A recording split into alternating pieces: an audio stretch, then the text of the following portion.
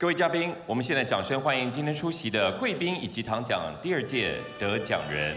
Ladies and gentlemen, please join me in welcoming all the distinguished guests and the Tang Prize laureates. 澳洲墨尔本大学荣誉桂冠教授雪柔·宋德斯。Laureate Professor Emeritus, Melbourne University, Cheryl Saunders. 中研院院士王德威。 Academician of Academia Sinica, David 德威王。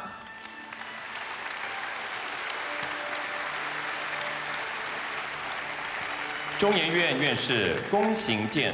Academician of Academia Sinica, 龚行健。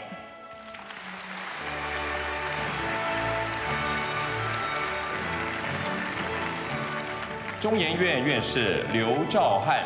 Academician of Academia Sinica, 刘兆汉。唐奖第1届法治奖得奖人奥比萨克斯。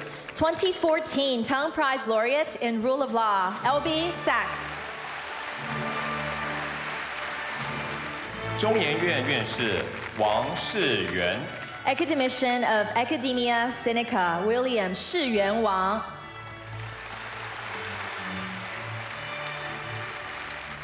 2001年诺贝尔化学奖得奖人野伊良治。 2001 Nobel laureate in chemistry, Ryoji Noyori.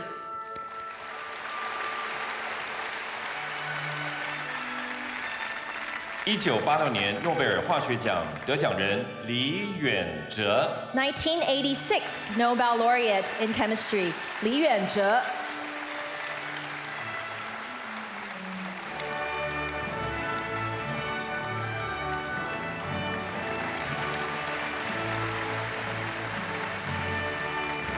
唐奖教育基金会执行长陈振川 CEO of the Tang Prize Foundation, 陈振川。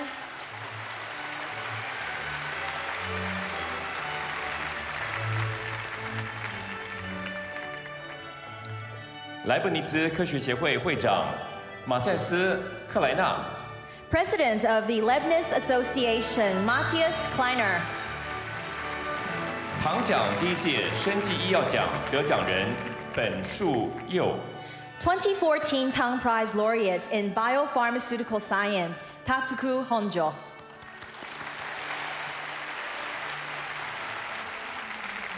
中央研究院院长廖俊智。 President of Academia Sinica, James C. Liao.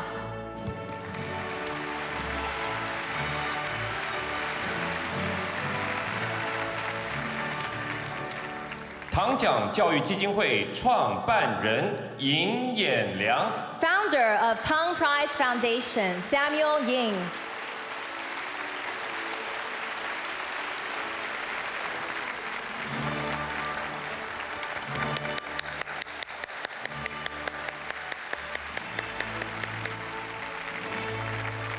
请现场各位嘉宾，麻烦您起身，我们现在欢迎唐奖第2届得奖人进场。 Ladies and gentlemen, please rise and join me in welcoming all of the 2016 Tang Prize laureates. 唐奖第2届法治奖得奖人路易斯·阿尔布尔。 2016 Tang Prize laureate in Rule of Law, Louise Arbour.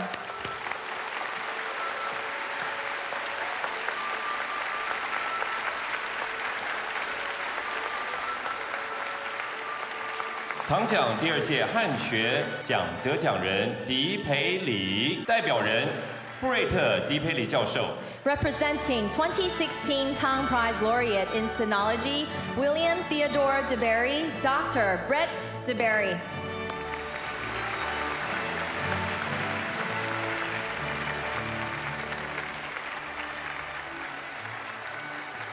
唐奖第2届生技医药奖得奖人张峰。 2016 Tang Prize in Biopharmaceutical Science, Feng Zhang.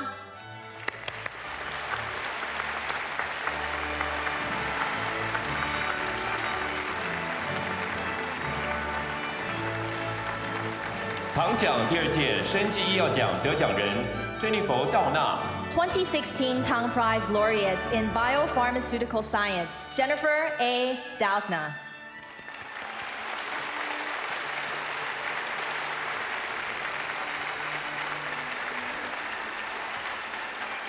唐奖第2届生技医药奖得奖人伊曼纽夏彭提耶。2016 Tang Prize in Biopharmaceutical Science, Emmanuel Charpentier.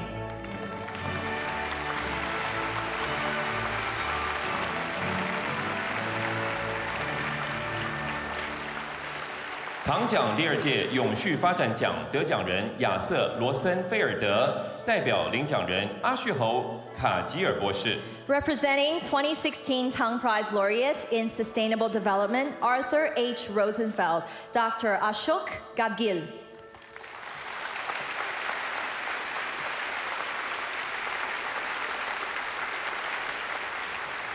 各位嘉宾、各位贵宾，请坐。 Ladies and gentlemen, please be seated.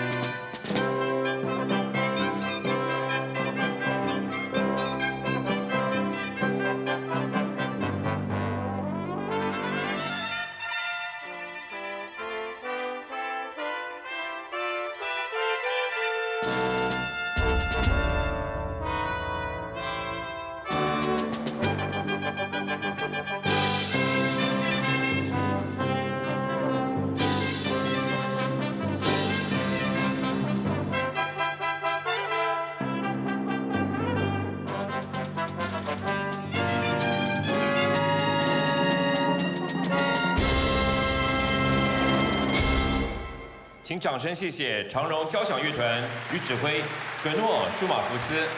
Thank you to the Evergreen Symphony Orchestra and conductor Gernot Schmalfuss. 各位与会的贵宾、嘉宾、现场的观众朋友，欢迎您莅临2016年唐奖第2届颁奖典礼。唐奖的精神出自于盛唐之势，唐朝为东西方文明文化的交汇，包含了政治、经济以及科技发展的全盛时期。 兼容各个文化的胸怀还有气度，这正是唐奖所代表的精神。尹衍梁博士于2012年设立唐奖，设立了永续发展、生技医药、汉学与法治4大领域的研究，不分种族、不分国籍，遴选出对于我们世界具有实质贡献还有影响力的得奖人。在今天，我们真的深感荣幸，我们与唐奖第2届的得奖人齐聚一堂，也期待透过我们今天的颁奖典礼，将唐奖得奖人的卓越贡献发扬光大。Distinguished guests, ladies and gentlemen, welcome to the 2016 Tang Prize Award Ceremony. In title and in spirit, the Tang Prize pays homage to the Chinese dynasty of the same name and celebrates that period's richness in culture, liberal atmosphere, and progress in technology, as well as economic development. It was also during the Tang Dynasty that Eastern and Western cultures began an unprecedented exchange. Established in 2012 by Dr. Samuel Ying, the Tang Prize recognizes outstanding achievements in sustainable development, biopharmaceutical science, sinology, and rule of law. The Tang Prize is global in reach, with laureates selected on the basis of the originality of their research and their contributions to the society, irrespective of their nationality or ethnicity.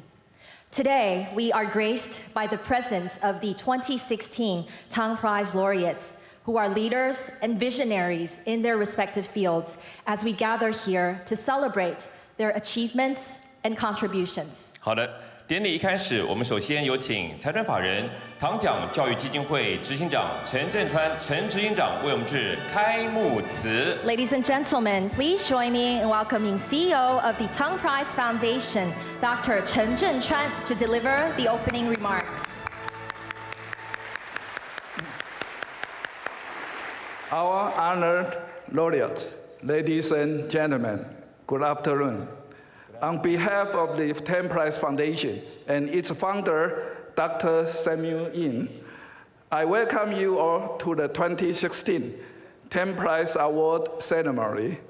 2 years ago, right here in this very hall, we celebrate the 4th year of prize. Now, in just a few minutes, we will award the 6 recipients of 2016. The laureates are gathered with us here today to accept the prize, a recognition of the impact their work has made on our global society. Be it through the precision of science or the depths of our cultural institutions, Arthur Rosenfeld, Emmanuel Charpentier, Jennifer Doudna, Fan Chang, William Theodore DeBerry, Louis Abel, you 6 are a positive force for humanity, and thus we express to you our deepest gratitude for the years of study and sacrifice that led to your accomplishments. We are very sorry that Arthur Rosenfeld and William Theodore DeBerry could not join us today to accept the prize in person. But we are happy to have here today 2 representatives who are very close to the laureates. Accepting the prize on behalf of Arthur Rosenfeld is Ashok Gagir, a student, a colleague, and a close friend. And accepting the prize on behalf of Professor DeBerry is his daughter, Brett DeBerry, herself a scholar of Eastern Asian thought and culture. We thank you both for attending the ceremony this afternoon. This prize is still quite young. Just 4 years ago, in 2012, the Tang Prize was officially established here in Taiwan by Dr. Samuel Ying. He decided to commission the Academia Sinica, the highest academic institution in Taiwan, to form the selection committee of each prize field, who would administer the selection process with rigor, impartiality, and objectivity. We thank them for their bearing this important task. I thank also Dr. Li Yanze for his convening the international committees as the selection committee chairman and ensuring that we choose the most deserving laureates.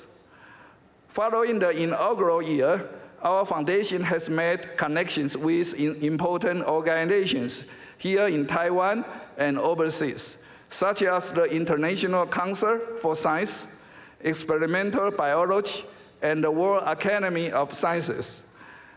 In 2015, we began to initiate several of our laureates' grant projects.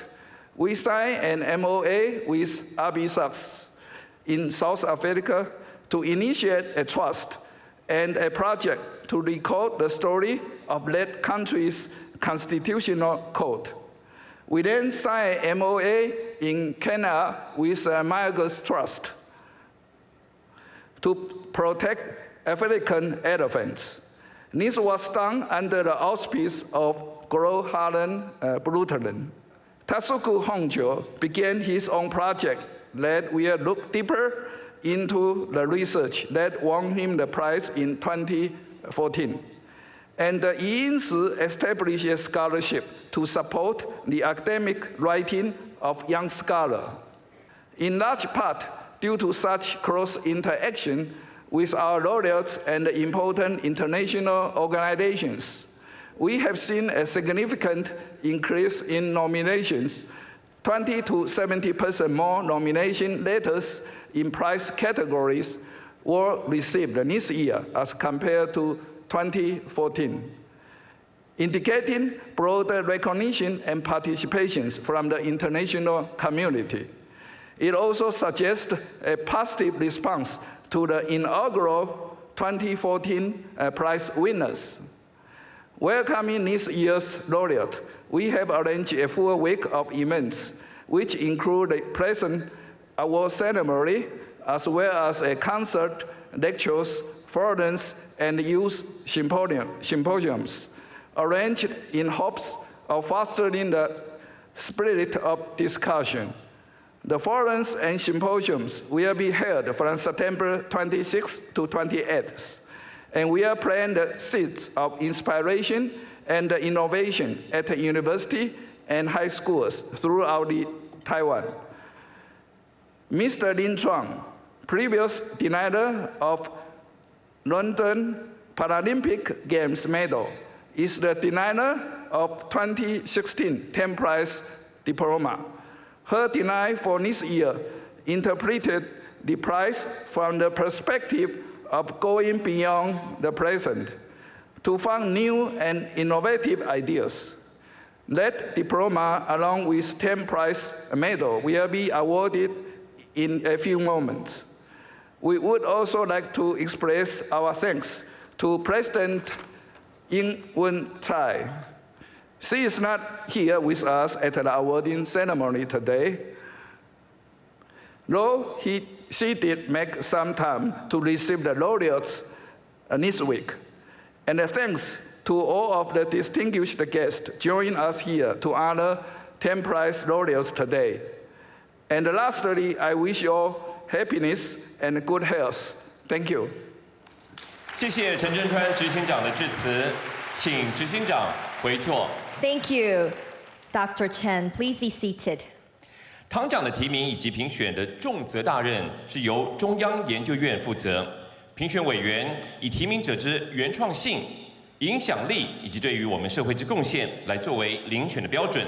我们现在有请中央研究院院长廖俊智廖院长为我们致辞。Tang Prize nomination and laureate selection is conducted by the Academia Sinica Selection Committee, who base their decisions on candidates' originality, influence, and contribution to the greater society. Ladies and gentlemen, President of Academia Sinica, Dr. James C. Liao.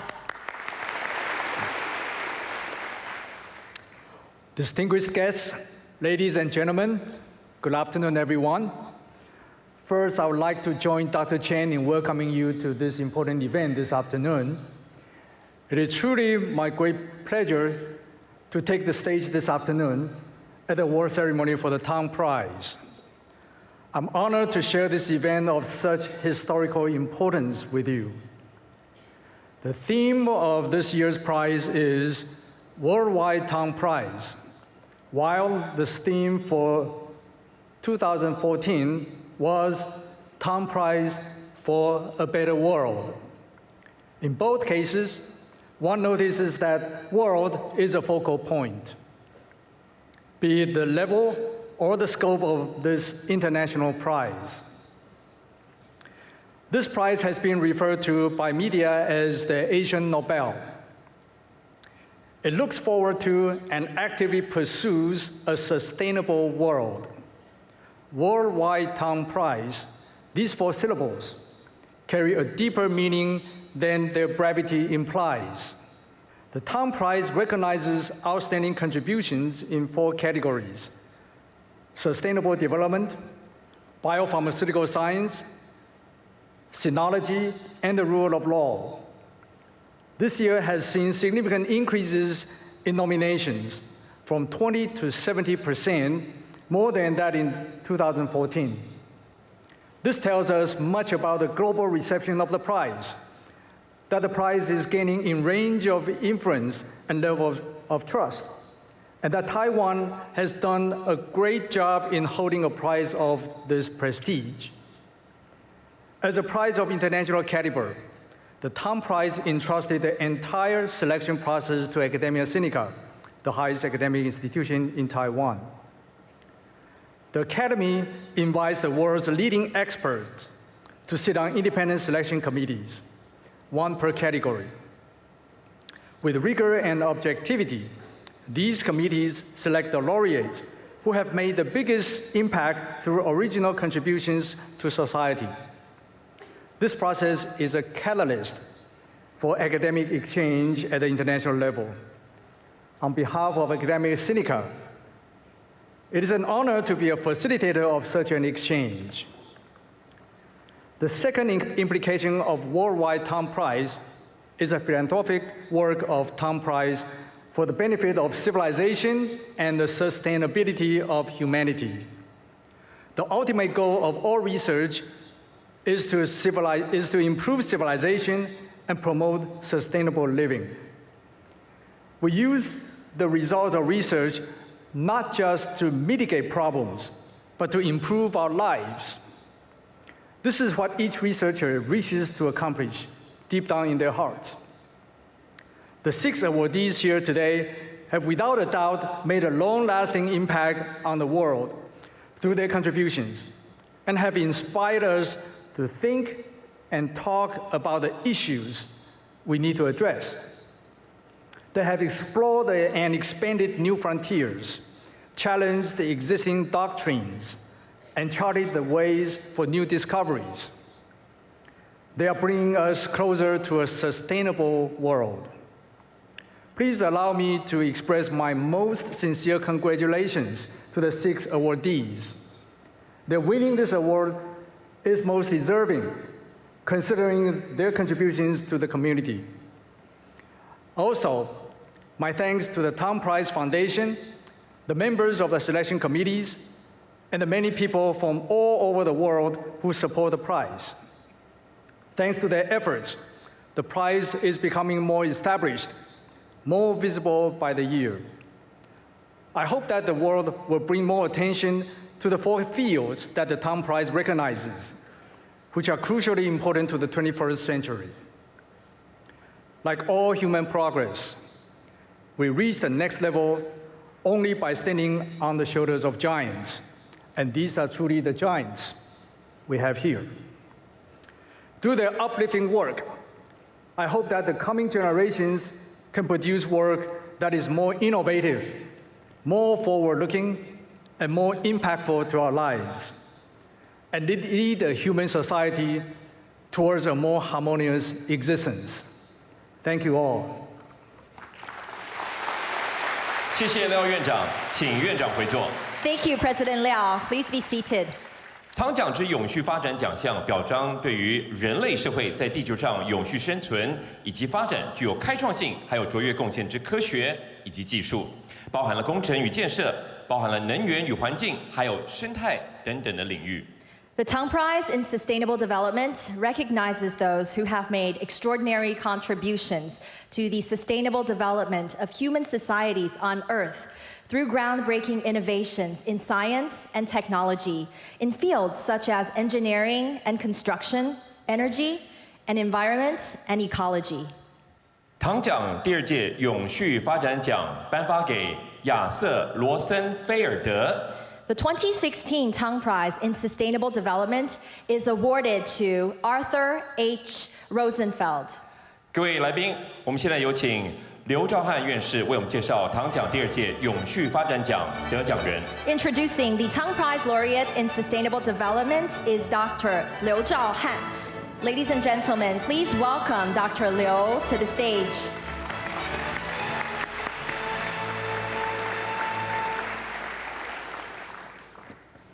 Distinguished guests, ladies and gentlemen, it is my great honor and pleasure to introduce the laureate of the 2016 Tang Prize in Sustainable Development, Dr. Arthur H. Rosenfeld. Dr. Rosenfeld receives this prize for his sustained and pioneering innovations of energy efficiency, resulting in significant reduction in energy consumption and carbon dioxide emission around the world. Dr. Rosenfeld was born in Birmingham, Alabama, in the US. In 1926, he was trained as a physicist and received a PhD degree from University of Chicago in 1954, and the Nobel laureate Enrico Fermi. He became a faculty member of UC Berkeley in the physics department, and later a member of the Lawrence Berkeley National Laboratory, where he is currently a distinguished scientist emeritus. Previously, he also served as the Energy Commissioner for the state of California and the senior advisor for US Department of Energy. He has led a long and growing list of innovations in energy efficiency policy, including efficiency standards for refrigerators, air conditioners, and freezers, as well as the integration of energy efficiency into building code. All of this are widely adopted in the US and other countries throughout the world. While the US per capita electricity use has risen by 50% since the mid-1970s, California's has stayed flat. This has been called the Rosenfeld effect. For over 40 years, he has made extraordinary contributions in energy efficiency and conservation. The impact of his effort has been profound throughout the world. He has received many distinguished awards, including the Carnot Award for Energy Efficiency from the US Department of Energy in 1993, Enrico Fermi Award in 2006, and the Economist Innovator of the Year Award in 2008, the Global Energy Prize in 2011 presented by the Russian president, and the US National Medal of Technology and Innovation in 2013, presented by President Obama. He is a member of the US Academy of Engineering. Dr. Rosenfeld has been highly praised by his peers and experts in energy efficiency.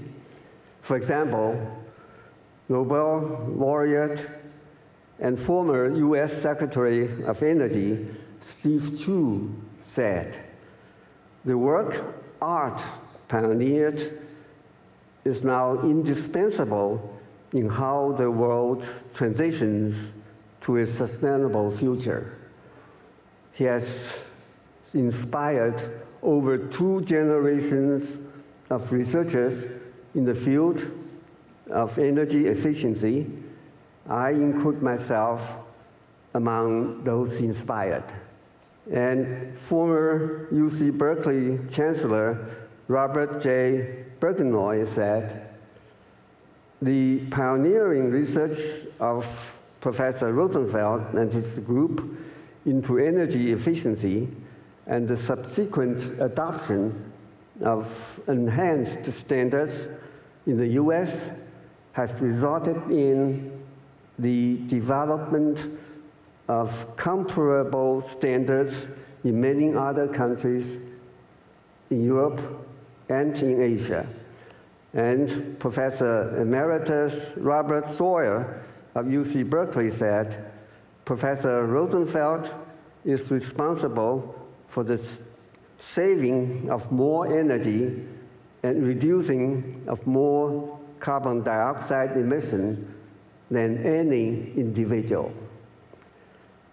Dr. Rosenfeld is unable to be here in person today, and he asked his colleague and student, Professor Ashok Gadgil, the director of the Environmental Technology Division of Lawrence Berkeley National Laboratory, to receive the Tang Prize on his behalf.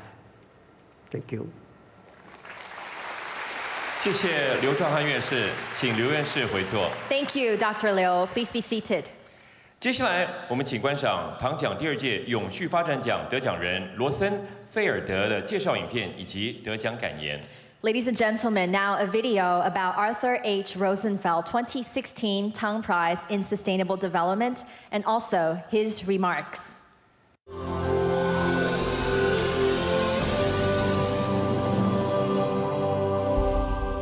During the 1970s oil crisis, California faced a shortfall in energy production, and many were calling for more coal-fired power plants. However, Arthur H. Rosenfeld had something else in mind. He believed that requiring energy efficiency labels on everyday appliances could help close that energy gap. 200 watts to 25 watts is down by a factor of 10 again. We think a marvelously impressive victory. You go back 40 years, people weren't talking energy efficiency. That was not a mainstream thought. Art Rosenfeld spoke about, emphasized, argued to get the collective thinking of California and really the world to think in different terms. Rosenfeld also developed low-emissivity smart windows, high-frequency electronic ballasts, and cool roofing.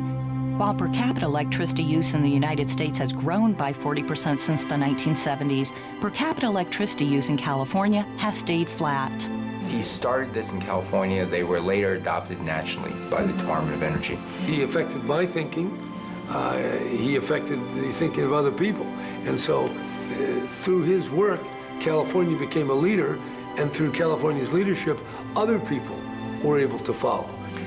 It was Art Rosenfeld that was really a pioneer in realizing that appliances could be so much more efficient. But all of it starts with one individual promoting this concept, a simple concept.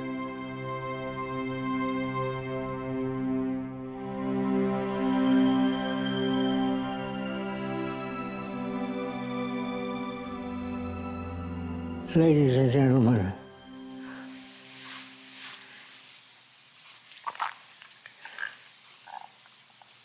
I want to start off by thanking the Tang Committee for all its attentiveness and its willingness to put up with the fact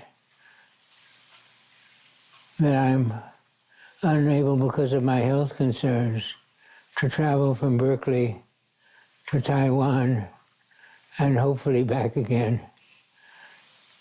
Jesse Chern has visited and made special arrangements to invite a stand-in for me, my former graduate student, for years my colleague and co-author and co-planner, and now a division head at Lawrence Berkeley Lab.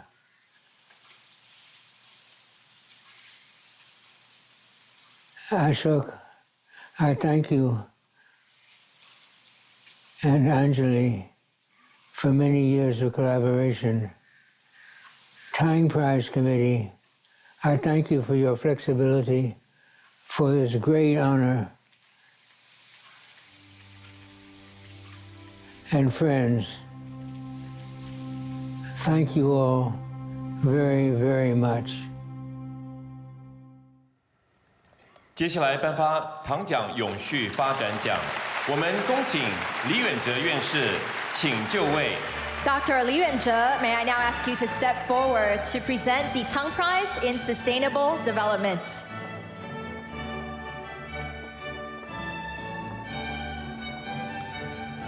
请领奖代表人阿旭侯卡吉尔博士，请就位。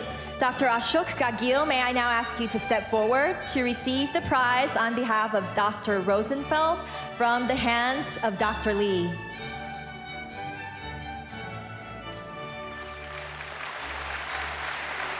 恭请李院士颁发奖章。 Dr. Li, please present the Tang Prize Medal.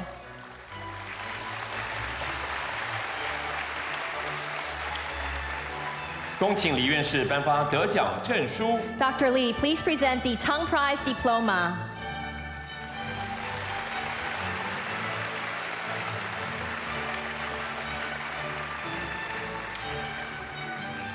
谢谢李院士，请回座。 Thank you, Dr. Li. Please be seated. 恭喜亚瑟·罗森菲尔德，同时我们现在也请领奖代表人阿旭侯卡吉尔博士代为致辞。 Congratulations to Dr. Arthur H. Rosenfeld. We would now like to invite Dr. Ashok Gadgil to say a few words on his behalf. Dr. Samuel Yin, distinguished members of the jury, and the Tang Prize Committee, and respected guests. First, I would like to convey Professor Arthur Rosenfeld's most sincere regrets that he cannot be here in person to accept the award at this magnificent event.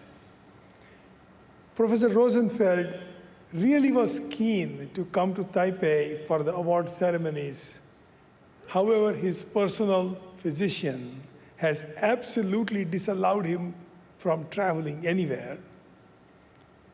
So he conveys his regrets for his inability to be here, and he's looking forward to watching this amazing ceremony on YouTube when it is uploaded this evening. Second, Art Rosenfeld is grateful and deeply appreciative of being selected as winner of the 2016 Tang Prize for Sustainable Development. And thirdly, he particularly appreciates the recognition conferred by this prize on actual concrete aspects of complex interdisciplinary work that is needed to bring societal transition towards sustainable development. Thank you once again. 谢谢阿旭侯卡吉尔博士，请回座。 Thank you, Dr. Gadgil. Please be seated. 唐奖所讲述之生技医药领域，表彰具有原创性之生物医学以及药物研究之科学研究领域，对于重要疾病之预防、诊断以及治疗有重大之影响。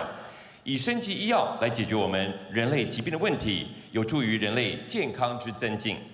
The Tang Prize in Biopharmaceutical Science recognizes original biopharmaceutical or biomedical research that has led to significant advances towards preventing, diagnosing, and/or treating major human diseases to improve human health. 唐奖第2届生技医药奖颁发给伊曼纽·夏彭提耶、珍妮佛·道纳以及张峰。 The 2016 Tang Prize in Biopharmaceutical Science is awarded to Emmanuel Charpentier, Jennifer A. Doudna, and Feng Zhang.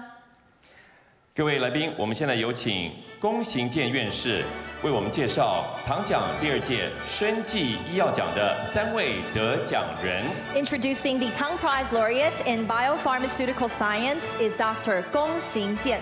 Ladies and gentlemen, please welcome Dr. Gong to the stage.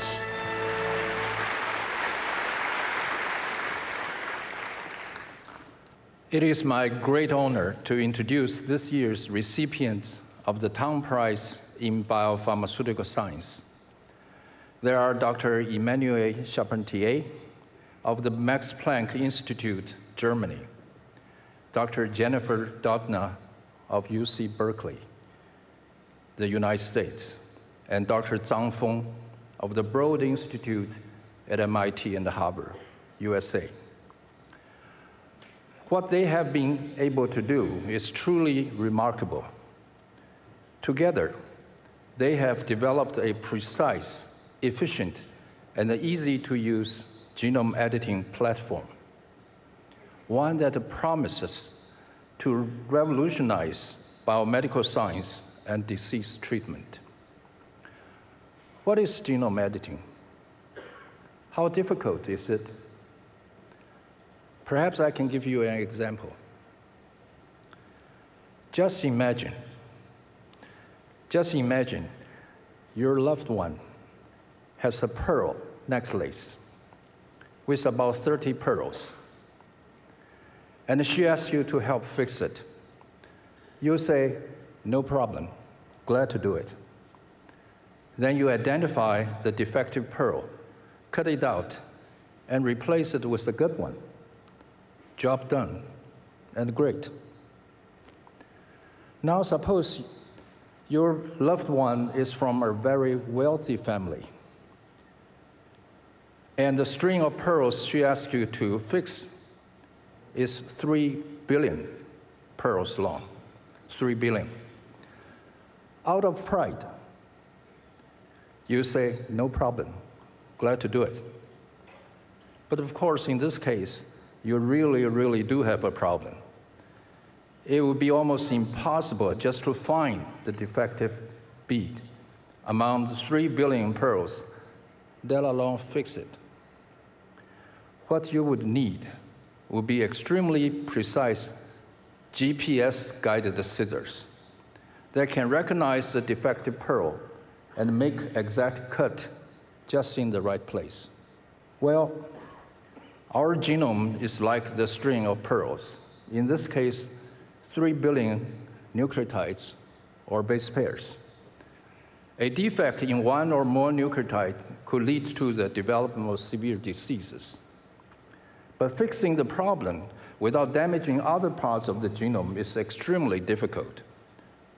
What we need are GPS-guided scissors to edit the human genome. Indeed, it has long been scientists' dream that someday we can effectively edit human genome to provide medical benefits. Because of the brilliant work of this year's winners, that someday is today. What Drs. Charpentier, Doudna, and Zhang have developed is a CRISPR-Cas9 platform to edit genomes with unprecedented precision and efficiency. Cas9 is a nuclease which, like a pair of scissors, can cut DNA or cut our genome. But Cas9 is not just another nuclease. It is equipped with its own GPS system, which, as the winners of this year's Tang Prize found, is comprised of RNA molecules. These RNA species can guide Cas9 to precise location on the genome, allowing Cas9 to generate a precise cut, which is the first step of genome repair. Through the work of many brilliant scientists, it was previously shown that the CRISPR-Cas9 system was derived from the bacteria adaptive immune system that it is used to cut infecting virus DNA for self-defense. But it was the ingenious contributions of Drs. Charpentier, Doudna, and Tang toward the identification of the critical CRISPR RNA and tracer RNA, the assembly of a single guide RNA, and the adaptation to mammalian systems that truly makes this system work for genome editing, and has opened the floodgate of discoveries and applications. The CRISPR-Cas9 platform has already had a huge impact on the scientific and the medical communities, as reflected by the sharp increase in publication on this subject.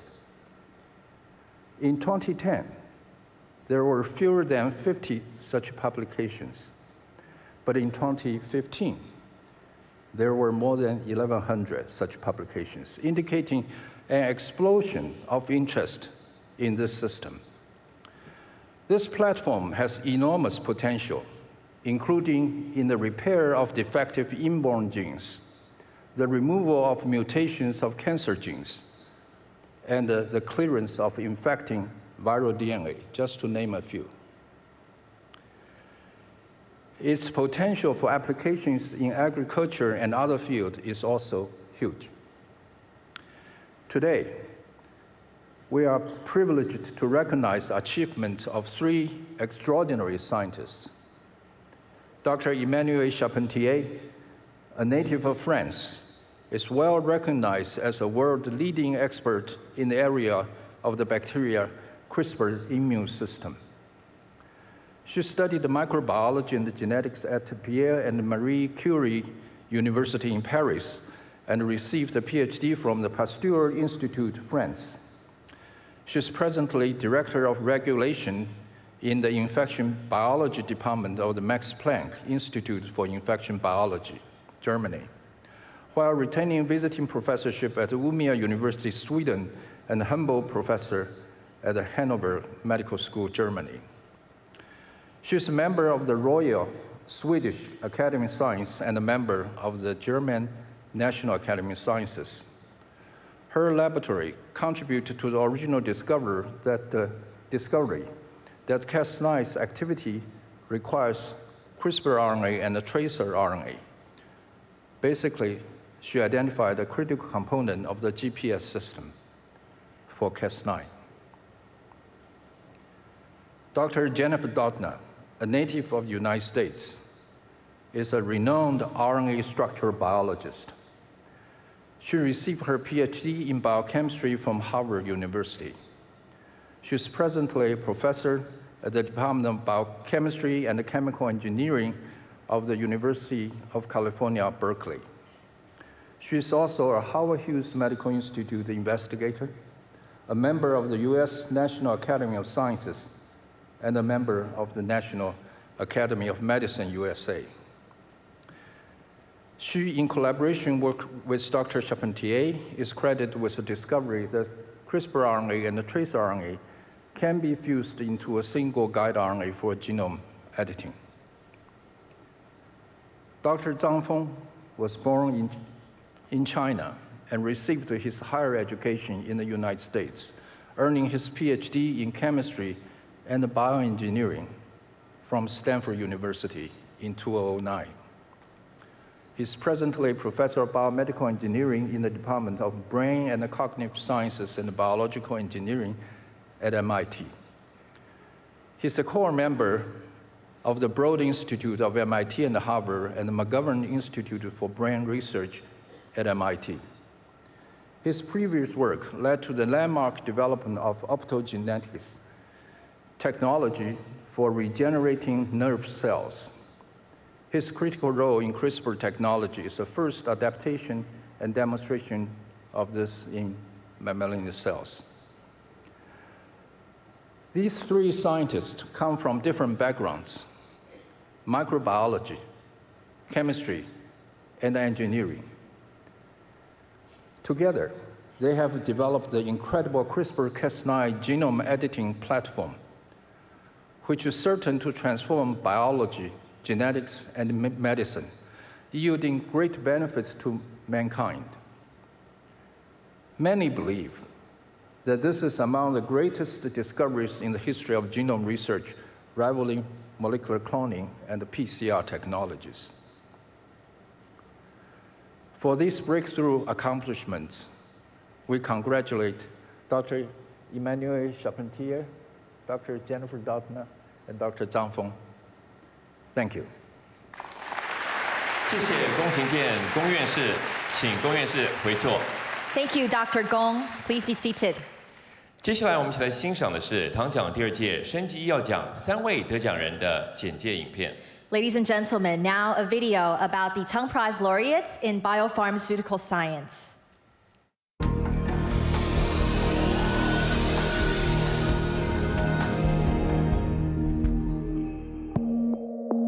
For a long time now, scientists have been working on research to understand the genetic causes for a lot of diseases.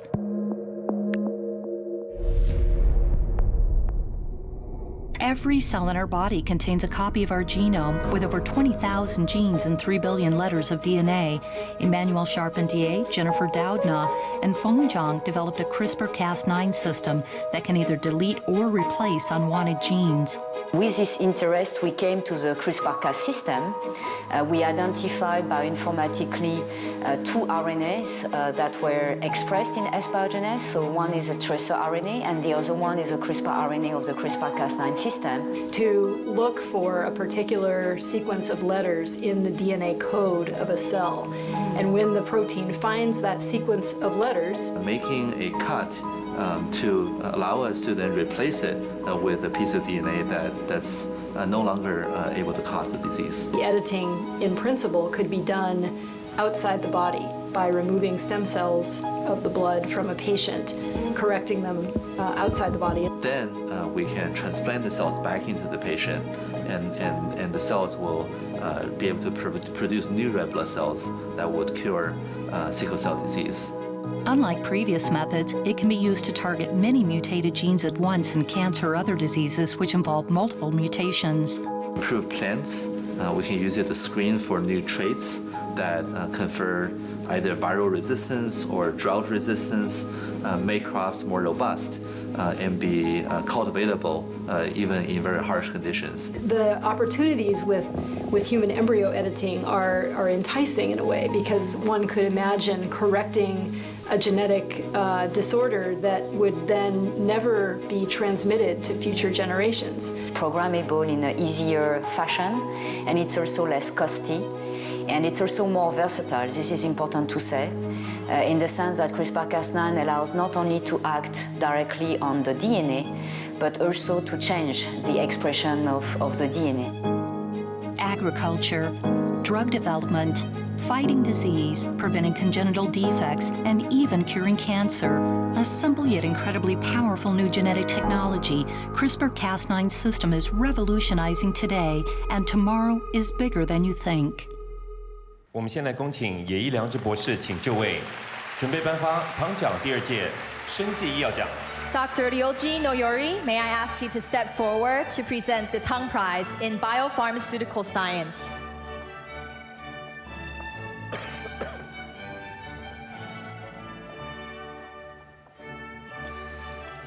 请伊曼纽夏彭提耶、Jennifer Doudna以及张峰请就位。 Dr. Emmanuel Charpentier, Dr. Jennifer A. Doudna, and Dr. Feng Zhang, please step forward to receive the Tang Prize from the hands of Dr. Ryoji Noyori.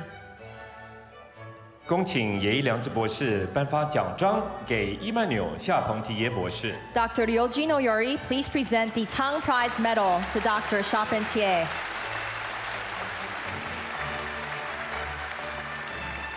恭请野医良知博士颁发得奖证书给伊曼纽夏彭提耶博士。 Dr. Noyori, please present the Tang Prize diploma to Dr. Charpentier.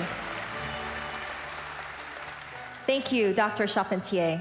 恭请爷一良子博士颁发奖章给珍妮佛·道纳博士。 Dr. Ryoji Noyori, please present the Tang Prize Medal to Dr. Jennifer A. Doudna.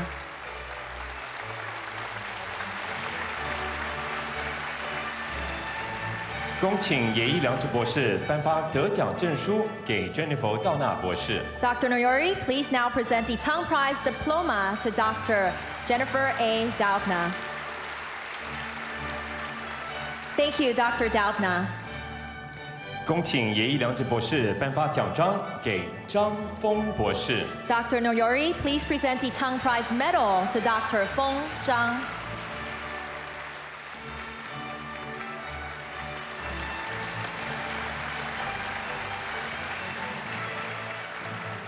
恭请爷一良子博士颁发得奖证书给张峰博士。 Dr. Noyori, please present the Tang Prize Diploma to Dr. Zhang. We would now like to ask all the 3 laureates, as well as Dr. Noyori, to please step forward for a group photograph. 请颁奖人与得奖人共同合影。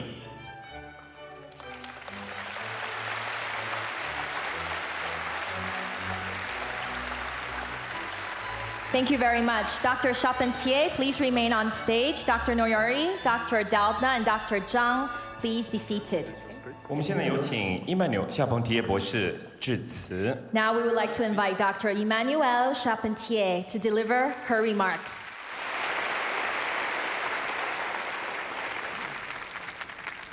Dr. Yin, dear Excellencies, dear distinguished guests, ladies and gentlemen, I am truly honored to receive this wonderful recognition from the Tang Foundation. I am surely very grateful to the members of the selection committee for having chosen the CRISPR-Cas9 discovery. Curiosity, a quest for knowledge and understanding has always been a strong drive in my life. Trying to shed some more light on the mysteries of life became a mission. I feel privileged to research on the fascinating world of microbes and pathogens and look forward to unravel further the secrets of their lives and therefore our lives. I would like to share this award with my former and present team members and collaborators. I would like to address my special thanks to those young researchers who have contributed specifically to the deciphering of the CRISPR-Cas9 pathway with enthusiasm and joy. I also would like to share this award with my former mentors, Patrice Corvalin at the Pasteur Institute, Pamela Cowan at the New York University Medical Center, Richard Novick at the Skirball Institute, and Elaine Tuomanen at the St. Jude Children's Research Hospital, who is here present today and whom I joined as a postdoc at the Rockefeller University 20 years ago now. I would like also to thank my colleagues, family, and friends, and all the passionate researchers who have strongly impacted my work and career over the years. I surely thank the diverse institutions and funding organizations who have supported my research in France, the United States, Austria, Sweden, and now Germany, and together 9 institutions in 25 years. Special thanks to Umeå in Sweden, where I developed the CRISPR-Cas9 pathway, and here I would like to thank the University of Umeå and the Laboratory for Molecular Infection Medicine Sweden, with Professor Bernd Erik Uhlin. And surely thanks to Germany for having been so generous to me the latest years. Once again, I express my warm thanks to the Tang Foundation for this prestigious award. I will leave Taiwan with plenty of memories, of wonderful memories, and will certainly come back soon. I would like to thank again Dr. Yin for his generosity and for highlighting science and innovation to the public and to the world. Thank you very much. 谢谢伊曼纽·夏彭提耶博士，请回座。 Thank you, Dr. Charpentier. Please be seated. 我们现在有请 Jennifer 道纳博士，请致辞。 Now we would like to invite Dr. Jennifer A. Doudna to deliver her remarks.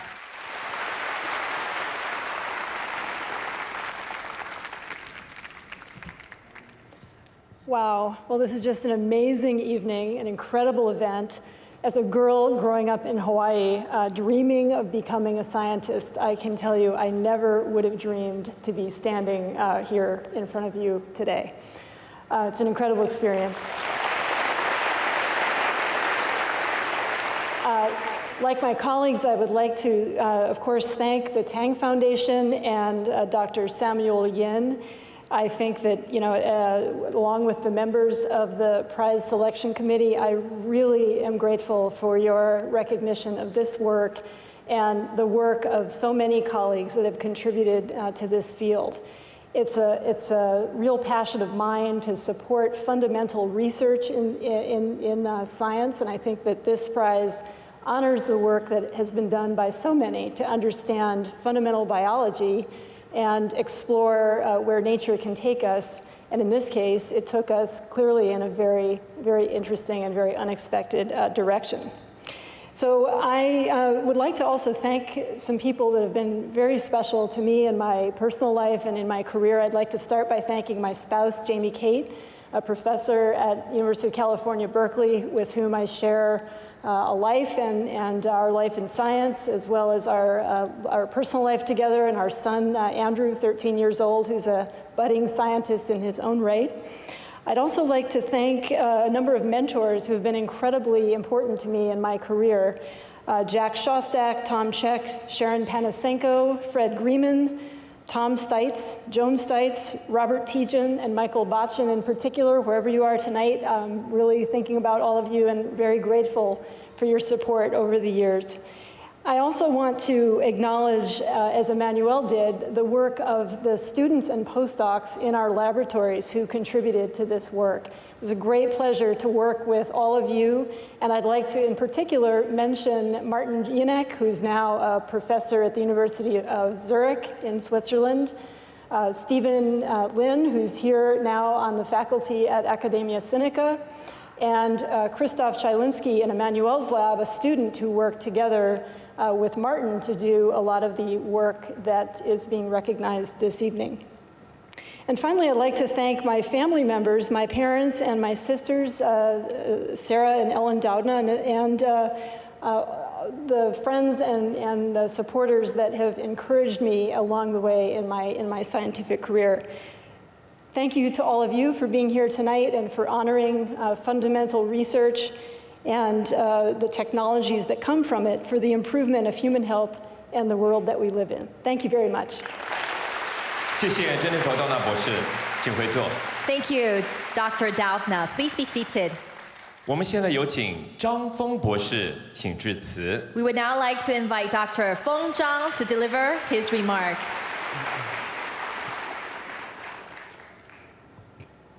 I'm deeply humbled to be here, and first I want to thank the Tang Prize Foundation, Dr. Yin, and also, of course, the selection committee for giving me this tremendous honor. I'm deeply humbled to receive this honor, especially in the presence of such esteemed company. So what is gene editing? We have been studying human diseases for so long, and we have been identifying disease mutations that can cause certain illnesses. But one thought is, if we know what causes the disease, why don't we just go into the cells and fix them? Well, it turns out the human genome is very tiny, so going in and fixing it is quite challenging. And so in order to fix it, we need to have ways of going in and making those tiny repairs. The answer to this really lied in decades of fundamental research in basic science. So we built our work on the shoulder of many giants that have laid the foundation for understanding the basic biology of CRISPR systems to develop this science. And so it's really a tremendous honor and a tremendous luck in order to be selected as a representative of this entire body of work that's being recognized today. So I'm deeply humbled to be able to build our work on the shoulder of so many giants. All of these really were not possible without the contribution so many individuals have been so critical to my work. First, I want to thank all of the research lab mates that have worked with me to develop the technology, all of the students and all of the postdocs who have not only poured their own passion and energy into developing this, but also in their own ways have inspired me to continue on and to make this technology as widely available and as useful as possible. I also want to thank my mentors who have created the possibility for me to do this work. And these mentors include my high school molecular biology mentor, John Levy, as well as my college mentor, Xiaowei Zhuang, my PhD advisor, Carl Dijsselrath, and now my senior faculty mentors, Bob Desmo and Eric Lander. I also want to thank our collaborators. I've been very fortunate to have been able to work with so many collaborators in the US, in Europe, and also in Japan on various aspects of developing the basic technology as well as the real-world applications in many different areas, from cancer biology to neurobiology. And finally, I want to thank my wife, who wasn't able to be here due to passport issues, also my parents, and also my daughter, who have continued and supported me in so many different ways to make my work succeed. So I really owe my work, and also I really, this prize really recognizes so many people's contribution, not only for my own research group, but really the entire field. So we're still at the cusp of genome editing. There's a lot of work that still need to do, and we're really excited to continue and try to push this technology to a stage where we can actually use it to treat and improve human health. Thank you very much. 谢谢张峰博士，请张峰博士回座。 Thank you, Dr. Zhang. Please be seated. 各位贵宾，接下来我们一起来欣赏由长荣交响乐团为我们带来的音乐表演。 贝多芬第6号交响曲田园第1乐章。 Now, ladies and gentlemen, we have the honor of presenting to you the Evergreen Symphony Orchestra, who will be performing Beethoven's Symphony No. 6, Movement 1, Pastoral.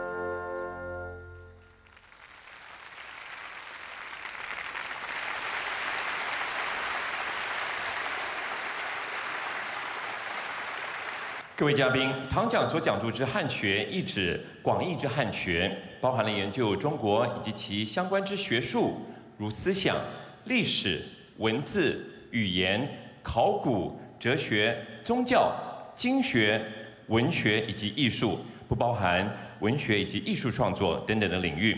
本奖旨在表彰汉学领域之成就，并且彰显中华文化对于我们人类文明发展之贡献。The Tang Prize in Sinology recognizes the study of sinology in its broadest sense, awarding research on China and its related fields, such as Chinese thought, history, philology, linguistics, archaeology, philosophy, religion, traditional canons, literature, and art. Honoring innovations in the field of sinology, the prize showcases Chinese culture and its contributions to the development of human civilization. 唐奖第二届汉学奖颁发给狄培里。The 2016 Tang Prize in Sinology is awarded to William Theodore de Berry. 各位来宾，我们现在有请王德威院士为我们介绍唐奖第二届汉学奖得奖人。Introducing the Tang Prize laureate in Sinology is Dr. David De Wei Wang. Ladies and gentlemen, please welcome Dr. Wang to the stage.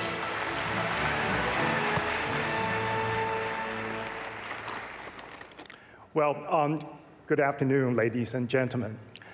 This is certainly a great honor and a pleasure for me to introduce my former colleague, William Theodore de Berry, the recipient of the Tang Prize in the category of Sinology. Professor Theodore de Berry specializes in Confucianism and Chinese intellectual history. He received his doctoral degree at Columbia University in 1953, and then he started his teaching and research career at his alma mater. And he has even continued on after his retirement in 1990. For the past 6 decades, he has dedicated himself to the study and the dissemination of thoughts related to Confucianism. I had the pleasure and the honor to work with Professor de Berry for 15 years during my tenure at Columbia University, and I certainly benefited tremendously from his scholarship, his leadership, and above all, his vision of promoting Confucian humanities worldwide. Professor de Berry deserved the Tang Prize at least for 4 reasons. First, he was one of the founders of Neo-Confucian studies in Western academia. Over the past 6 decades, he has authored or edited more than 30 books, illuminating the Western world with the wisdom of the thinkers from traditional China, from Zhu Xi to Wang Yangming, to Huang Zongxi to Mo Zongsan. He certainly has proven that Confucianism has never been an obstacle to, but a foundation of Chinese modernization. This vibrant and energetic thought system is highly relevant to contemporary society and the human beings in pursuit of our future being. Secondly, Professor de Berry has made groundbreaking contributions to the scholarship of Confucianism. First being his study of the concept of selfhood from the ancient Chinese times to the present. And the second, his inquiry into the concept of freedom in comparative ways between the East and the West. He has mapped out a rich genealogy of these 2 concepts, and he brought these 2 concepts to bear upon what concerns us most in contemporary world, in terms of concepts such as democracy, civic society, and human rights. And thirdly, Professor de Berry has in recent years turned his attention to the comparative study between the East and the West. Particularly, he has been seeking to identify areas of comparative possibilities between all these civilizations. He argues that Western thought shouldn't serve as the only compass for civilization. And he argues for the richness of multiculturalism. He has helped us understand the complexity and heteroglossia of thoughts and other thinking systems throughout the centuries. And the last but not the least, Professor DeBerry has dedicated himself to the teaching and the developing pedagogical methodologies in terms of improving academic education. I think for all of us who have worked with Professor DeBerry or studied under him, we have all benefited from the multiple publications and the translations under his auspices.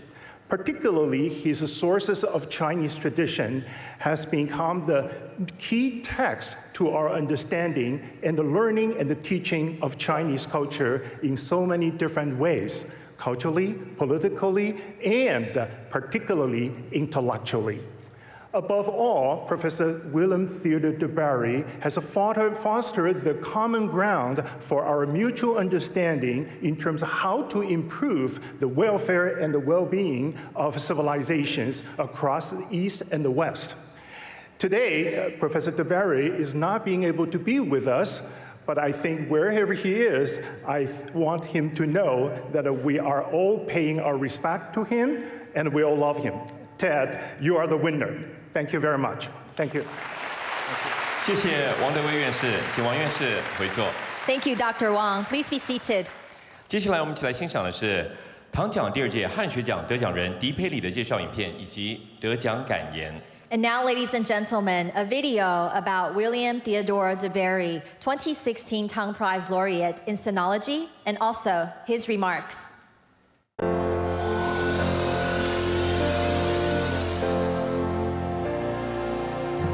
Recognized as essentially creating the field of Neo-Confucian studies, William Theodore DeBerry also befriended Qian Mu, Feng Youlan, and met with Hu Shi and Jiang Zemin. His influence on Asian studies has been substantial. In 2013, he was awarded the National Humanities Medal by President Obama for fostering global conversation based on common values and helping bridge differences and build trust.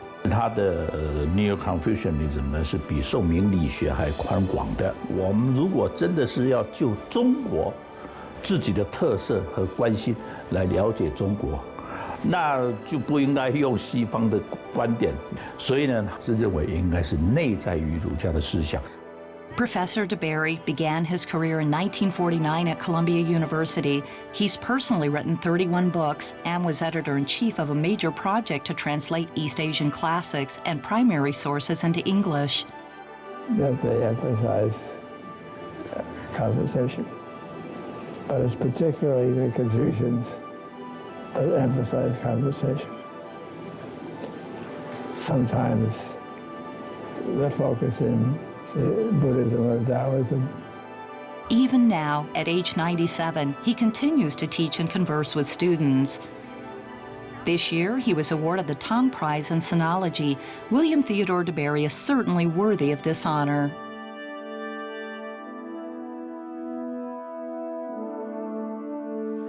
In accepting this distinguished prize, I want to acknowledge the importance of Confucianism in my own personal development. I was not just adding a field of study. The Analects of Confucius, the works of Mencius and Xunzi, all spoke to me personally in relation to my own development. They had something to say about our problems of today. Confucianism is deeply embedded in Korean and Japanese culture. Confucianism also helps to identify the moral aspect of our contemporary political and social problems. It has given me a wider perspective on everything I have examined or that has confronted me.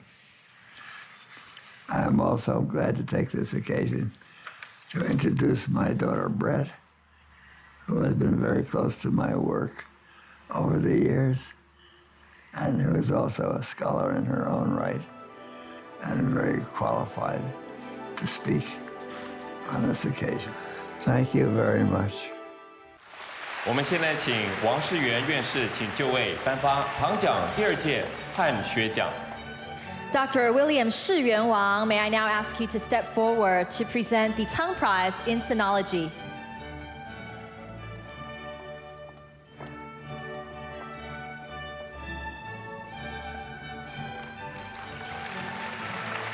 我们现在请领奖代表人布瑞特·迪佩里教授请就位。Dr. Brett DeBerry, may I now ask you to step forward on behalf of Dr. William Theodore DeBerry to receive the prize from the hands of Dr. Wang.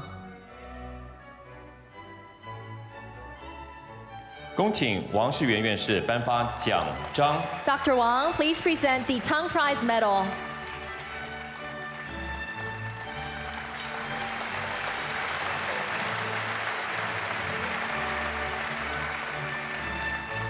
恭请王世元院士颁发得奖证书。Dr. Wang, please present the Tang Prize diploma.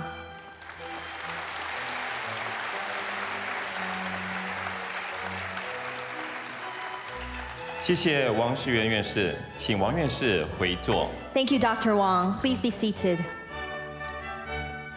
恭喜迪佩里教授，我们现在请领奖代表人布瑞特·迪佩里教授代为致辞。And we would now like to welcome Dr. Brett DeBerry to say a few words on behalf of Dr. William Theodore DeBerry.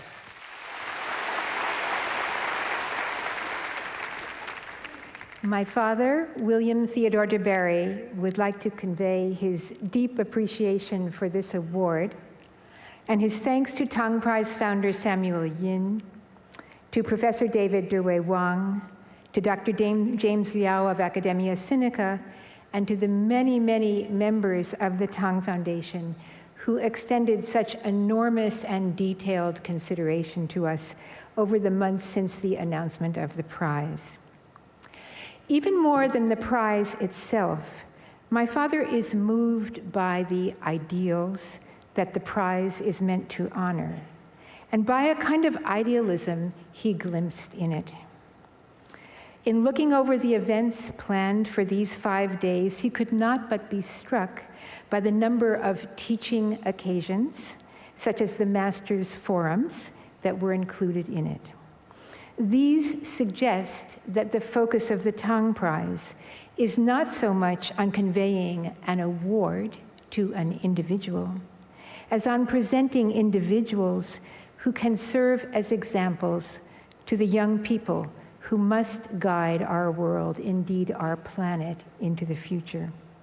It is my great regret that my father cannot be here to take on the role of teacher this year, for this would have been the most meaningful aspect of the Tang Prize for him.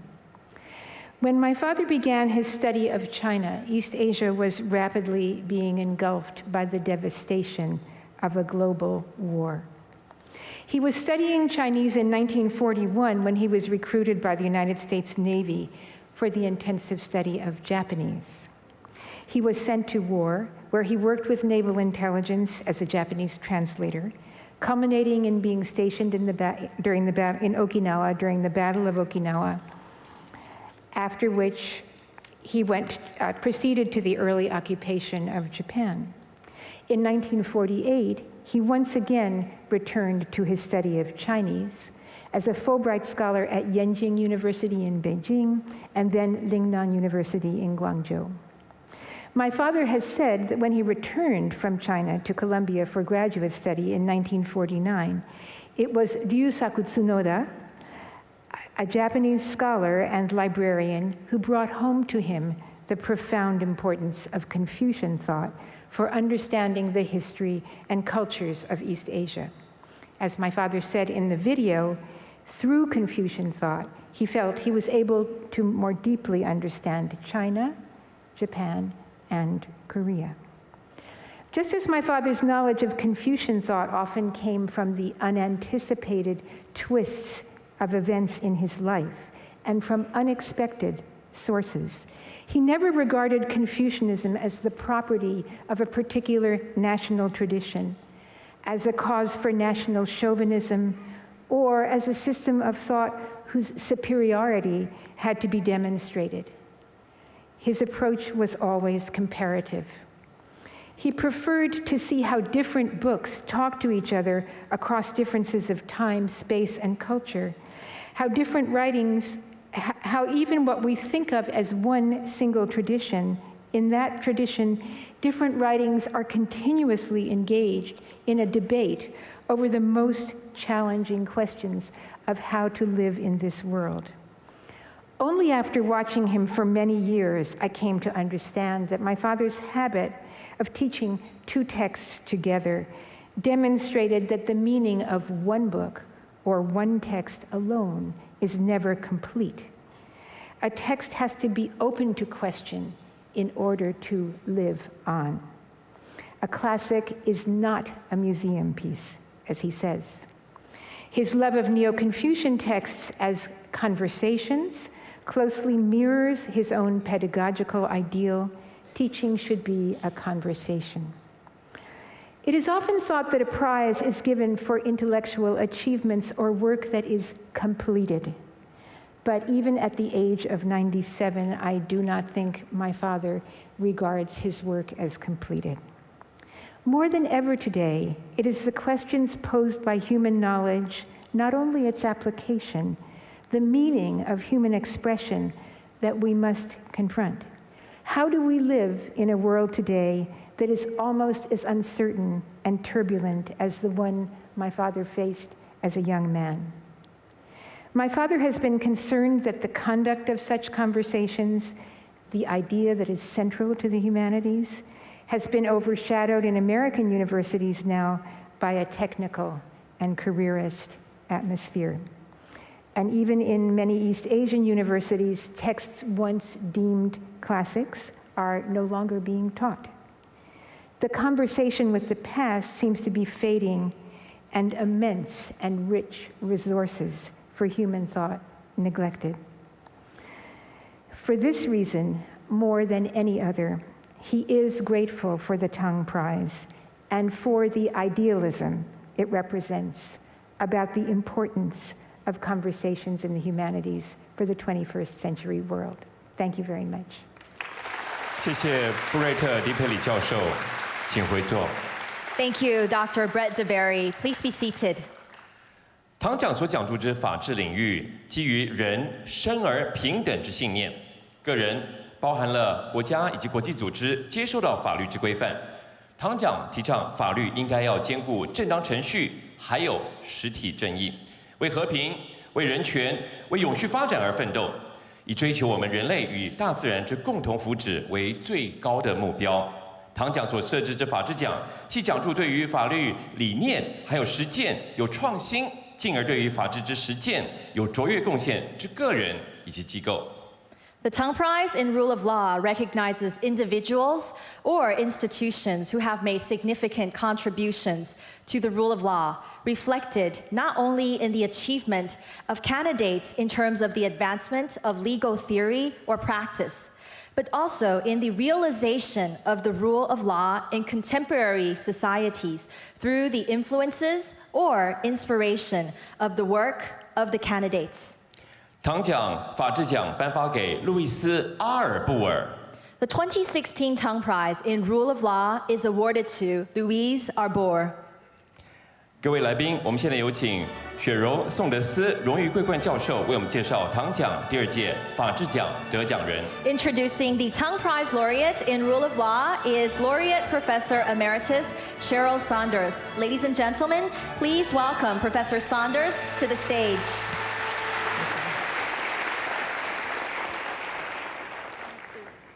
Distinguished guests, ladies and gentlemen, it's an honor and a privilege to introduce Madame Louise Arbour as the 2016 Tang Prize laureate in the rule of law. Madame Arbour has served the ends of the rule of law in a wide variety of capacities at the highest levels with profoundly significant results across a long and distinguished professional life. The seeds of Louise Arbour's subsequent contributions to the rule of law were sown early in her career. She studied law at the University of Montreal in Quebec, Canada, where she necessarily became acquainted with the demands of the bijuralism that characterizes the Canadian legal system, and thus with the challenges of harmonizing plural legal systems to a common end. As a professor at Osgoode Hall Law School between 1974 and 1987, she made her name as a scholar in criminal law and procedure, developing the profound understanding of both fields, which has been seminal in her later work.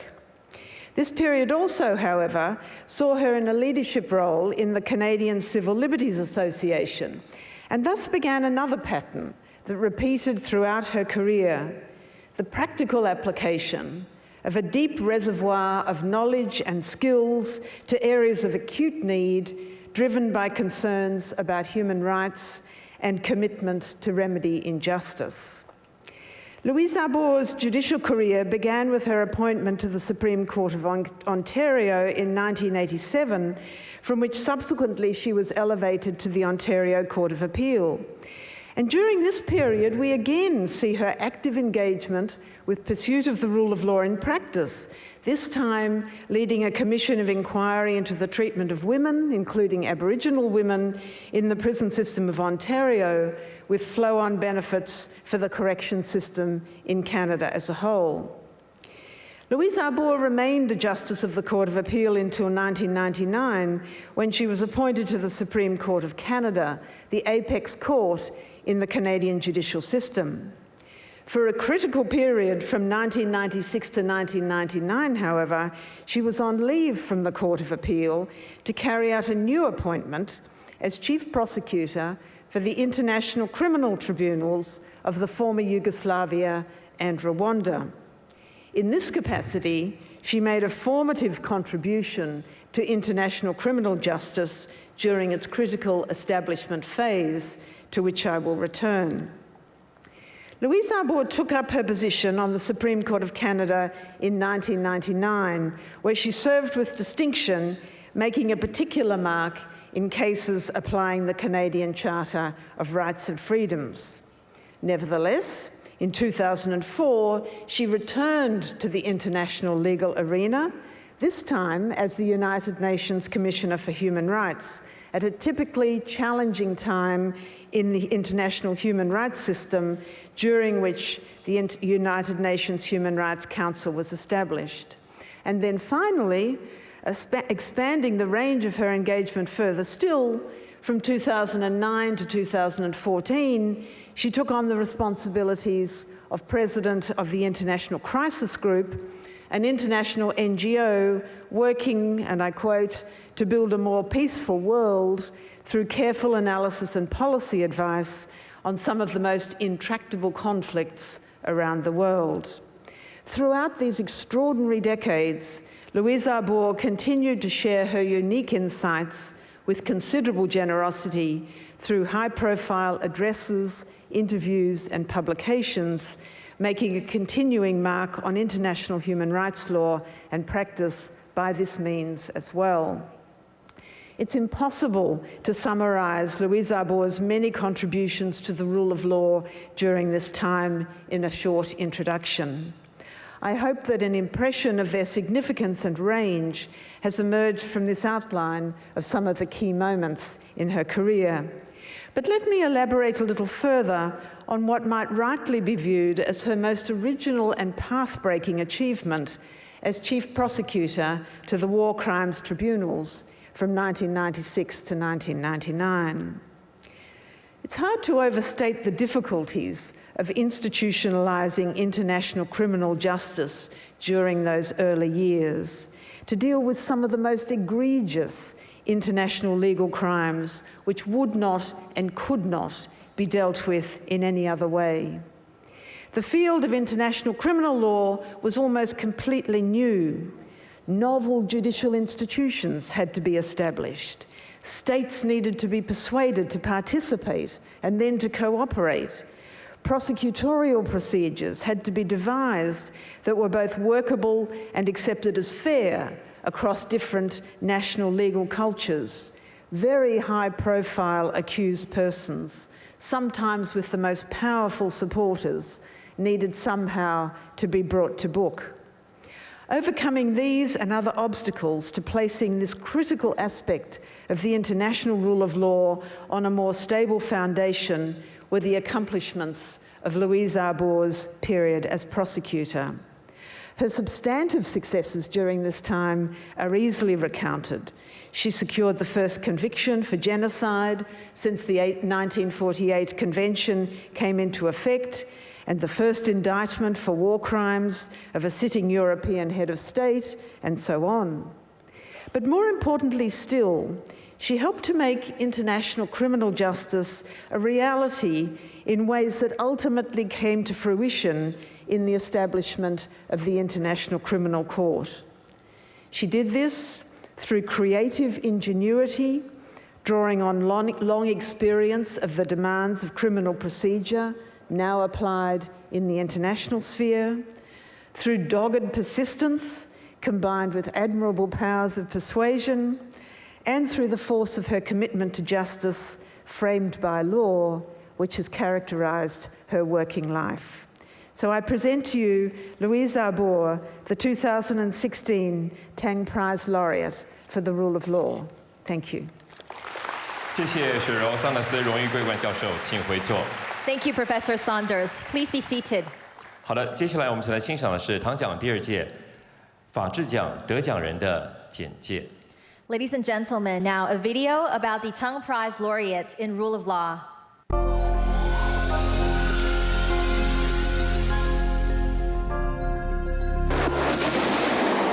The 1990s saw severe ethnic conflict in former Yugoslavia. AK-47s out of the car windows. Execution style. The United Nations Security Council set up a war crimes tribunal. Former Canadian jurist Louise Arbour was its chief prosecutor. Mr. Milosevic thought that he could keep me out of Kosovo. Well, I believe that he can't keep himself out of The Hague. We'll just see.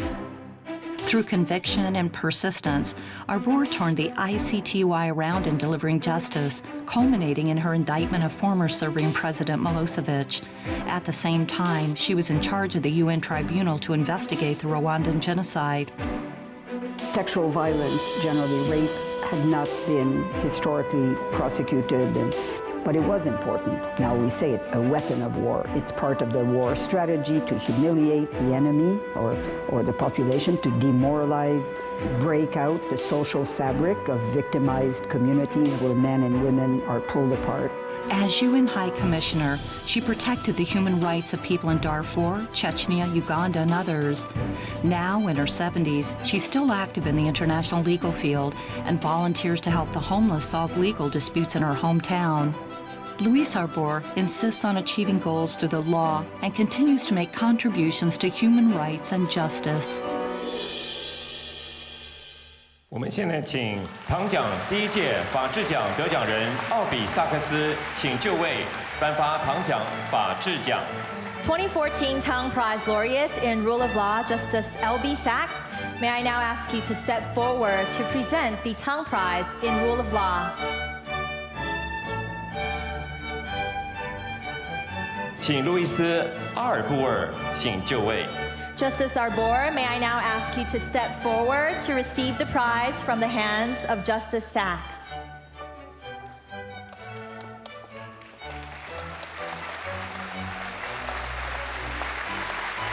恭请萨克斯大法官颁发奖章。 Justice Sachs, please present the Tang Prize Medal.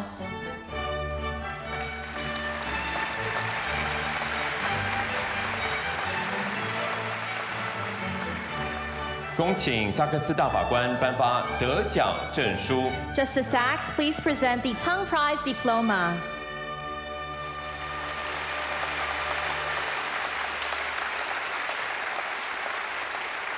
谢谢萨克斯大法官，请回座。 Thank you, Justice Sachs. Please be seated. 我们现在有请阿尔布尔大法官致辞。 Now we would like to invite Justice Louise Arbour to deliver her remarks. Distinguished guests, ladies and gentlemen, it is with a combination of pride, joy, and immense humility that I speak to you today in accepting this prestigious Tang Prize in Rule of Law.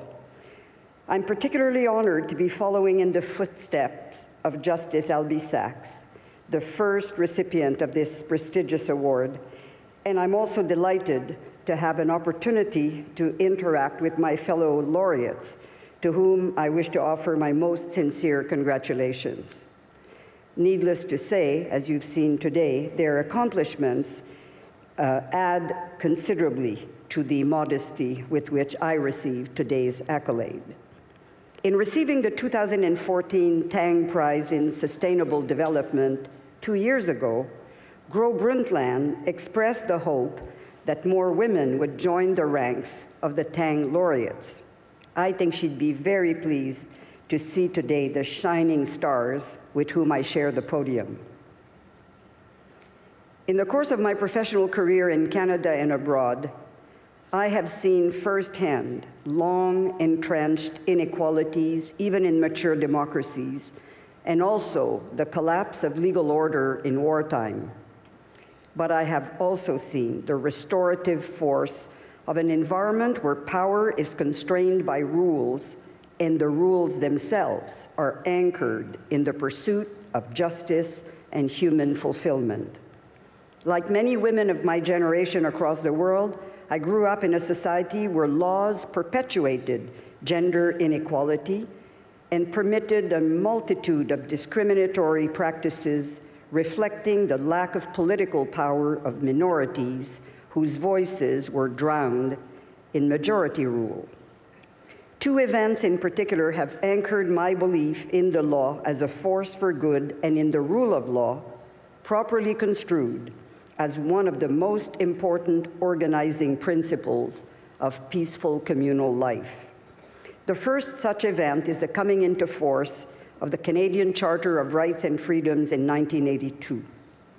In the decades that have followed, a profound transformation of Canadian society took place, and the values embodied in the Charter, values tracing their origins in the Universal Declaration of Human Rights, serve to weave together the rich diversity of Canadian society today.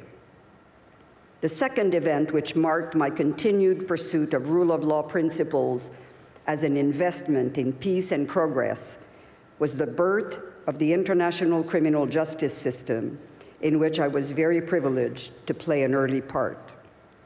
The very idea of ensuring the personal accountability of powerful leaders for crimes against humanity and other forms of mass atrocities was nothing short of revolutionary in the early 1990s.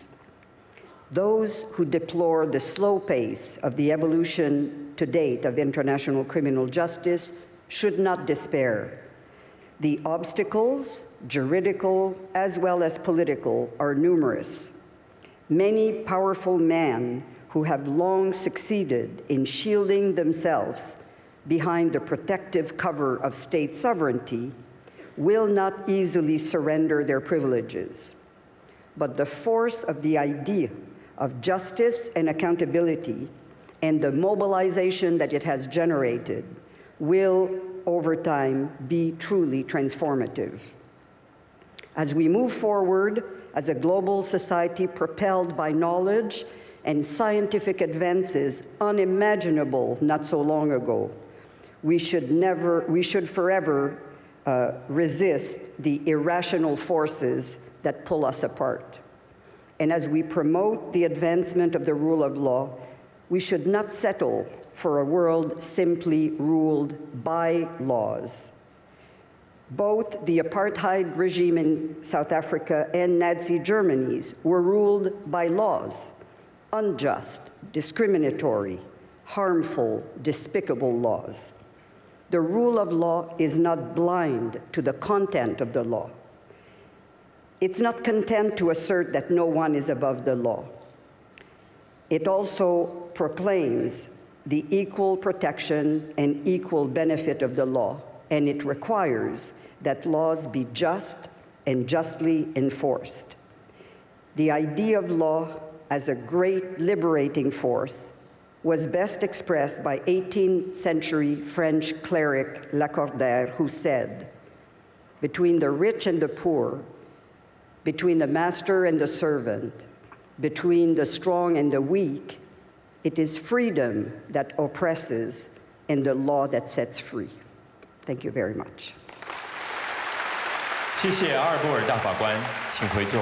Thank you, Justice Arbor. Please be seated. 各位贵宾，接下来我们一起来欣赏长荣交响乐团带给我们的音乐表演《小约翰史特劳斯春之声圆舞曲》。 Now, ladies and gentlemen, we have the pleasure of presenting to you again the Evergreen Symphony Orchestra, who will be performing pieces from John Strauss Jr., Frühlingsthemen, Waltzer, Opus 410, to conclude today's ceremony.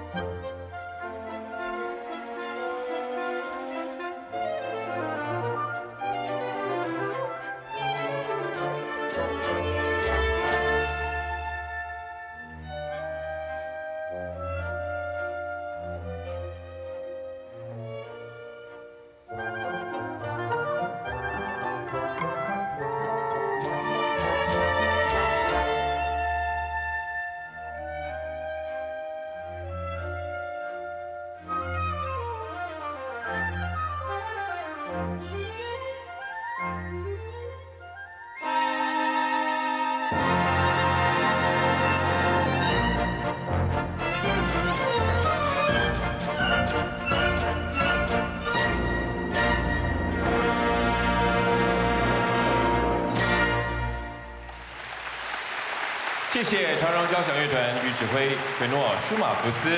Thank you once again to the Evergreen Symphony Orchestra and the conductor, Maestro Jerno Schmaufus. 各位与会的贵宾，还有观众朋友，唐奖第2届颁奖典礼至此圆满顺利成功。Distinguished guests, ladies and gentlemen, this concludes the 2016 Tang Prize Award ceremony. 最后，我们再一次掌声恭贺唐奖第2届得奖人。另外，也特别感谢您的参与，还有一直以来支持我们唐奖的朋友。让我们一起期待2018年的唐奖。谢谢。Once again, we would like to extend our congratulations to all the laureates and to thank you for your contribution. Our gratitude also goes to all of those who have supported the cause behind the Tang Prize. We look forward to 2018. Thank you and goodbye.